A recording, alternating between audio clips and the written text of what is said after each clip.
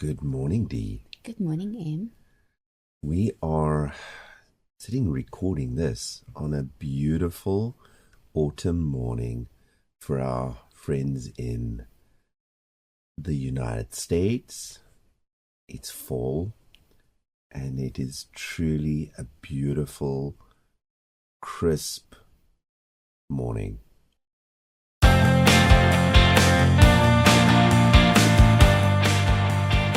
Welcome to the Journey to Here podcast. I'm Em. And I'm Dee. Here we chat about life skills, business, growing, and building. We hope to inspire you on your journey to here. Wherever your here may be. We had some rain, everything is clean, it's just beautiful. There's a poem in South Africa about October being one of the most beautiful months, and obviously in the southern hemisphere it's spring and fresh green leaves come out, and here we have the yellow and the browns and the reds and the pinks, but wherever you are it's beautiful. And we have the fresh green winter growth, which is, we're in a winter rainfall area, so we have that winter growth that has now come out in the fresh green, and the chickens love it. They are forever picking at pieces of grass sticking out. We had two chickens earlier sitting on windowsills, one in the lounge and one on the kitchen sill, and I'm not sure that's exactly where we want them either, but they are having fun exploring the great upstairs. And they're enjoying the cooler weather as well. They're not hibernating in the middle of the day. This is a good segue into what we want to talk about today, and we want to talk about seasons. And there are seasons to grow and there are seasons to rest. Almost sound as if I'm about to head into the ecclesiastical, there's a time for everything, but there truly is. And one of the things we teach in our consultancy when we do management coaching is to work on seasons. But Dee, why don't you tell us a little bit more about seasons and what they mean to us here on the homestead? And we are now in the dying stages of the harvest season. So all that's left really on the harvesting side of things now is nuts. Most of the fruit is off. There are still some pears on the trees, which hopefully will soften. There's some quince. But pretty much our garden we're now going to put to bed for the winter. Maybe you want to tell us about the last few weeks and what it means in terms of the seasonal work that went into the last few weeks. So we believe in seasonal eating, something we've spoken about a lot, and part of that is because for a long time we lived somewhere where the food that was grown in the country we lived in was very limited due to the climate. So most of our food was imported, and we could have tomatoes and asparagus and strawberries and green beans all on the same plate. But the reason for that was the food was coming from various places across the globe. And living here and experiencing what a fresh tomato in the heat of summer really should taste like again, just again makes us celebrate seasonal eating. So as you just said, it is the end of summer, beginning of autumn, and it's interesting. I've done a few trips to the local farmers market over the last couple of weeks, and over the course of maybe 2 months you could see how the produce has changed. The first couple of times I went there was still a lot of things like tomatoes and cucumbers and peppers and very fresh type produce available, and then it started moving into people bringing out their butternut squashes. And in the beginning there was still a lot of watermelon, and now only a few people still sell them, but a lot of people are now starting to sell things like broccoli and cabbages because it's starting to get into the cooler time of year for those produce. And I think if one were to go again another 2 weeks from now, you would start seeing things like leeks. That is an early winter vegetable. And what we've been doing, as I said, over the last couple of weeks was go to the market and buy as much produce as we feel comfortable handling, and either freezing things that we could or canning them for use, as you said, later in winter. And also just because even though it's frozen or it's dehydrated or it's been canned, it still tastes so much better than something that you buy in winter and it has no flavor, or you're just not able to even get hold of it. You love gherkins, and you're not going to buy fresh gherkins, for example, fresh cucumbers to make gherkins in January. So therefore we buy these things now and we preserve it and we keep it for later on. And if I don't have gherkins, I'm not a happy bunny. Maybe just a thing to point out at this stage is that the reason that we are buying so much produce at the moment is that we don't grow everything. We this year also had a relatively slow year for the garden. It was not the best year out. Conditions were tough, water was a problem, and whilst we do irrigate with drip feed, there were problems. But there are other people that did well with what we didn't do well with. We could have probably provided the entire community with hot chilies if they liked them. Wow. But tomatoes and cucumbers, we didn't do well. The reason that you have gone to the market and have been preserving and canning like mad is to have access to that locally grown produce right through winter. So we are still eating locally grown produce, fruit, well, not so much the fruit, but a bit of that too, but certainly the veg. We'll have access to that right through the winter because of the conserving. And we're moving into winter. So you've had this manic time now preserving.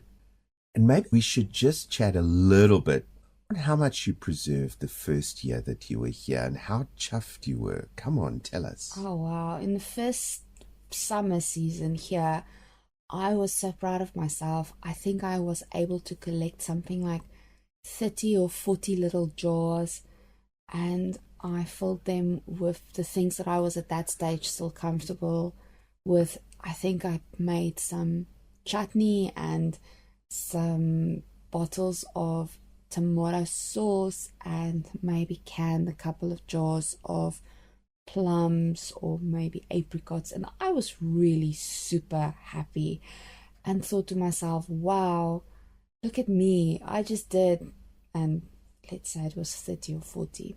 Now, not to sound like a crazy person, but just in this last week I did a couple of meals in a jar, which I know sounds weird until you've seen it, but I'm looking at a portion of the 30 odd jars that I canned over the course of 2 or 3 days. So it has changed completely. In the beginning, one buys up 2 kilograms of tomatoes and feel overwhelmed by it. And then you get to the point where you buy, as we mentioned before, 40 kilograms of tomatoes and you deal with that. So again, it's about getting canning fit, and it's also about just being prepped for it and being fit for whatever you are dealing with at that particular time in your life. We talk about seasons now, and you go through seasons where in that particular season you are geared to do certain things. It's okay, you can handle it, and if someone adds a little bit more to it,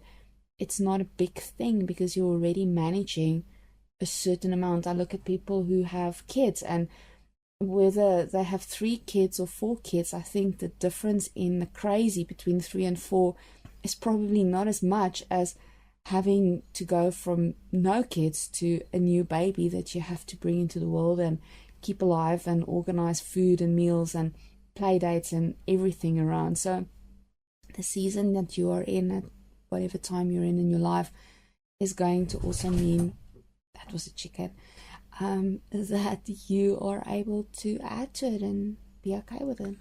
And I think something that's important to note then, is, I think comes out quite clearly, is that seasons vary in length. When we coach people in business, I like to work on 6-month cycles in business. So we teach that you should grow for 6 months and then consolidate for 6 months. And yes, it may vary from business to business exactly how those cycles work. But one of the greatest mistakes that I've found in business is where people ignore that advice and they feel that they must grow continuously. And eventually they get to the point where the infrastructure, because they've never consolidated, can no longer handle the growth. And then they crash and burn. And in some cases, it gets really nasty and the business does not survive that forced cycle. We have no control. We can't hold back winter.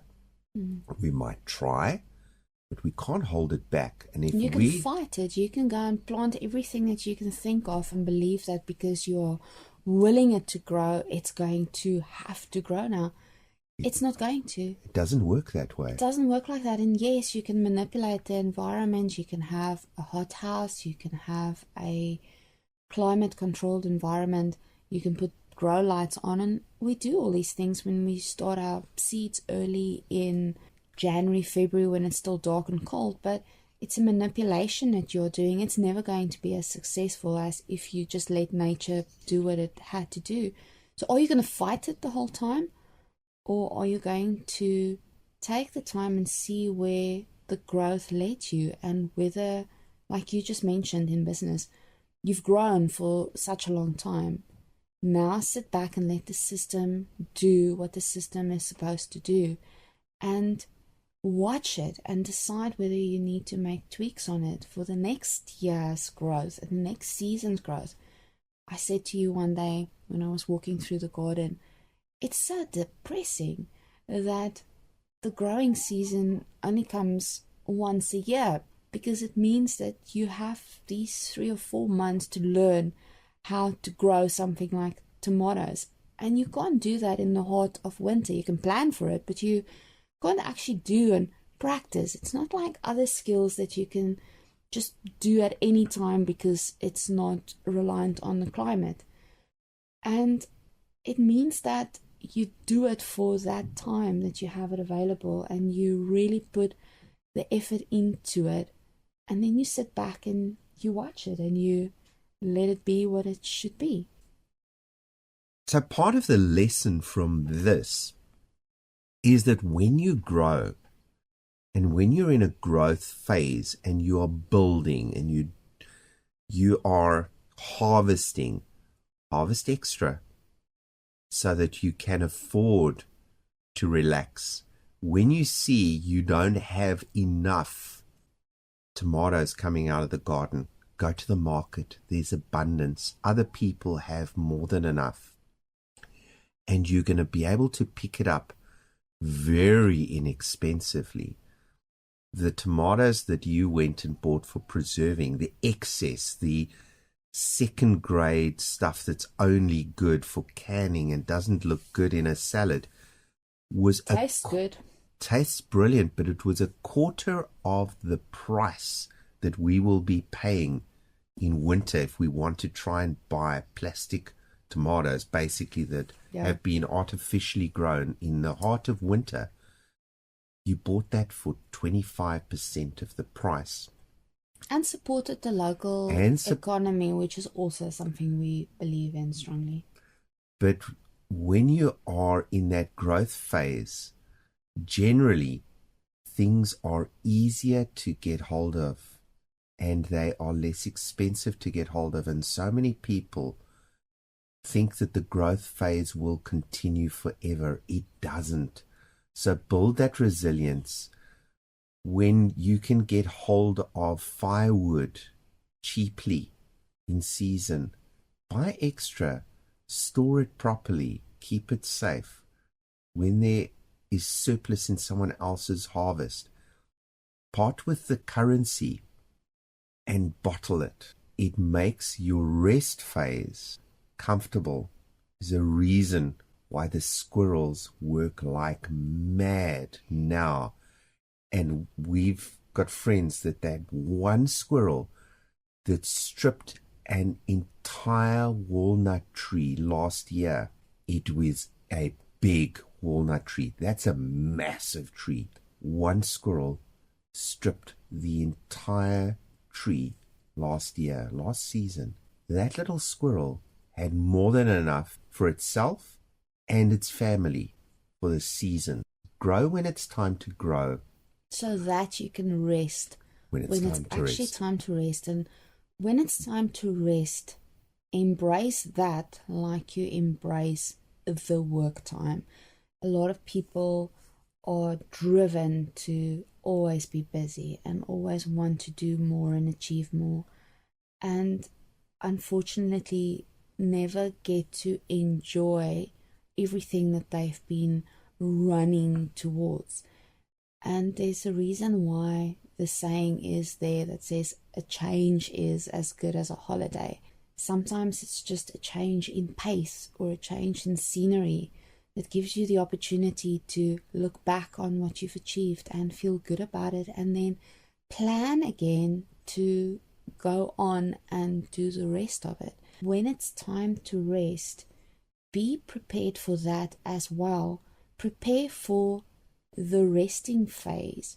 Prepare for the time that you can sit down and enjoy the cup of coffee or the glass of wine, and where you are able to celebrate what you have done.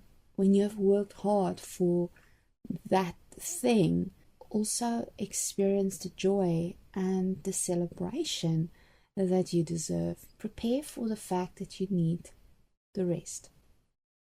Enjoy your journey. Enjoy the seasons. Enjoy the work. And enjoy the rest. Because the journey will take you there, and it's your responsibility to yourself to appreciate every moment.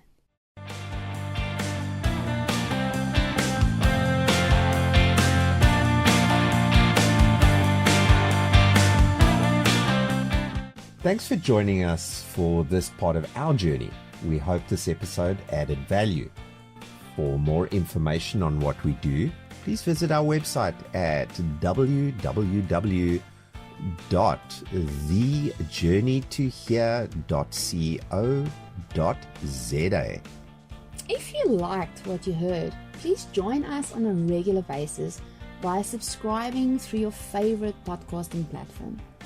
Even better, listen to us on Fountain FM, where you can send us and other content creators sats in a value for value exchange. We look forward to having you along for the rest of your journey to here, wherever your here may be.